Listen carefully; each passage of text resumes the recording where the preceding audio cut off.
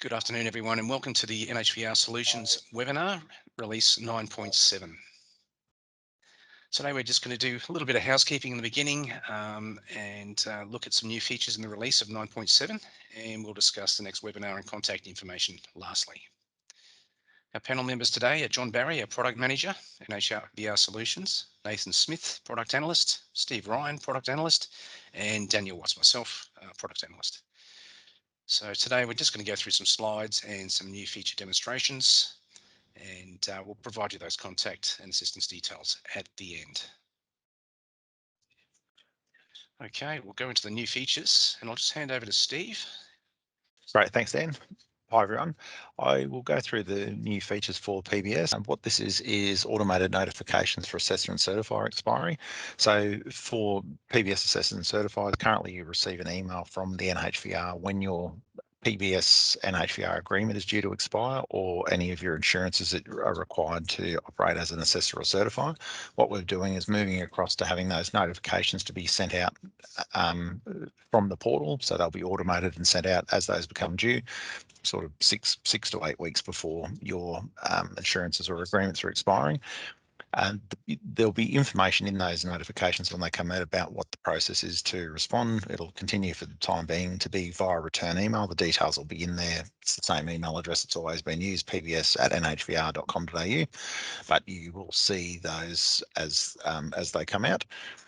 Then the next one we've got in here is about adding an additional VA transfer type for change of company name. So we had feedback from the PBS team and ultimately from the customers around a different type of a transfer that comes through where it's not having vehicles transferring between companies, but where the company itself is changing its name. So all the other identifiers around ACNs, ABNs and those types of things remain the same. So what we've put in is a new transfer type. So I'll demonstrate that here. So in a provider account, if you go into the performance-based standards area and you go to apply for vehicle approval, go to start. At the moment in the system, you'll see a set of radio buttons here that'll have new, transfer, or other. What we've done now is change this around, so they're actually a drop down. So you've got new and other, which are the two existing ones that are there, but we split out this section around transferring. So we've got transfer to different company. So that's what you still use if you have a vehicle that you've sold to a different operator and you need to transfer. So that's the current functionality that we have for transfer. But the new one that we've introduced is change of company name. So you can select that if you have a reason to change your name and you've already changed it with the with ASIC and all those other types of bodies that you need to change it with. You can come in here and enter this through the portal and select change of company name for the type of change that you're making on your account. And the final one is a customer view of PBS applications. So we've had feedback from heavy vehicle operators that they'd like to be able to get some visibility of applications that have been submitted on their behalf by assessors and certifiers. So what we've done is using the existing NHVR portal, so the one where you put in your access and accreditation and vehicle standards applications, we've now made PBS visible through there just at a summary level. So you'll see here, this is the familiar view of the customer layout for people that are using the portal. You'll see there's a tile here for PBS. If you have access to it, there's also an icon down here on the left-hand side. If you click through there, what you'll get to see is any applications that are submitted for your company and the status on them, which I guess is the important thing that a lot of people are trying to chase up. So you'll be able to see those statuses there and where your applications are up to. And that way you can go back and contact your assessor or certifier and follow them up, but you'll be able to, there is a self-serve element to that now where you'll be able to see that within the portal for yourself. So that's everything that's in there today for PBS. I will hand back to Dan. Thank you. Thanks, Steve. I'll briefly just touch on registration, specifically the National Heavy Vehicle Accreditation Scheme mass maintenance labels and PBS vehicle approval numbers. So new fields will be made available in the vehicle registration details table, allowing heavy vehicle operators to view, filter and sort on vehicles under the NHVAS scheme mass and or maintenance module labels and PBS approval numbers. So this will improve the customer experience and it'll provide a more complete view of an operator's registered fleet of vehicles. Thank you.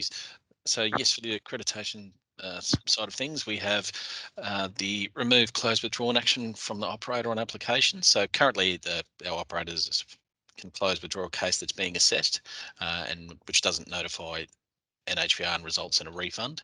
To alleviate any further unknown case withdrawals causing refunds, the operator can no longer close withdrawn a being assessed case. They will have to contact the accreditation team to discuss that. So I'll just demonstrate that now for you. So as we can see, this particular customer here has put through a case.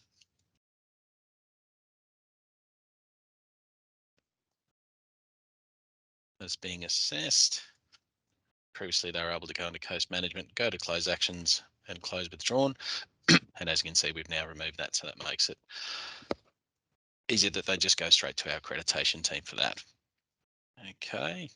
And the next one I'm discussing will be for accreditation operators will now only have displayed their active vehicles when applying for a maintain application. This allows users to see the correct vehicles and the payment amount on the maintain, removing any room for error. So I'll just show that as well.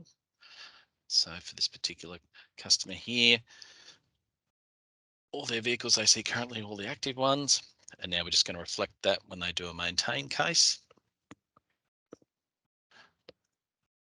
That just stops any confusion.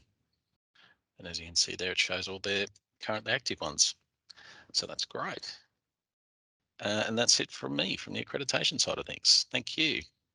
And I'll just hand over to John Barry, who will discuss the next slide. Great, thanks, Dan.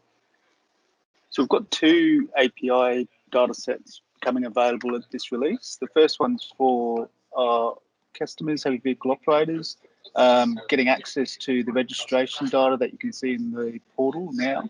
That'll be available through our first registration service API through the NHVR developer platform. So this will provide the same functionality that you have in terms of retrieving registration details for those registrations that you've linked to your home state accounts. All that data will be available through the API, and you'll also be able to filter and sort through the API for that information. If you are interested as a heavy vehicle operator to access the registration service API or anything to do with the NHVR developer platform, then please do contact us. The details will be at the end of this webinar. The second service is going to be targeting road managers, and that will provide access to permit data and also consent data. So these two data sets will be two APIs, again, available from the NHVR developer platform, and will be available to any road manager who wishes to set up API service on the developer platform. And again, if you are interested as a road manager, then please contact us. The contact details at the end of this presentation. So looking forward, the roadmap for 2021, again, we'll point you back to the portal roadmap that's available under the Information Hub in the portal. So once you're logged in, you'll be able to go and click on the Information Hub icon, it's a little circle with an eye on it in the menu. And in there, you'll see a portal roadmaps menu item, which will give you access to the roadmap. So you'll find what we've got currently under consideration as priorities for the next 3 months, as well as what we currently have in progress, and then what's been previously released. So you'll find all of the items that we've discussed in this webinar under the top of the released tab in that digital roadmap. And then underneath that, you'll find everything that we've previously released over the last 6 months. Thanks, Dan. Thanks, John. That's pretty much it for us today. Our next webinar will be on the 18th of August. And as previously mentioned, if you do require any user support, please feel free to contact us using these details here. The Help Centre is 24/7 online support, and we've also got the call centre, and road managers can contact the Road Manager hotline. Thank you.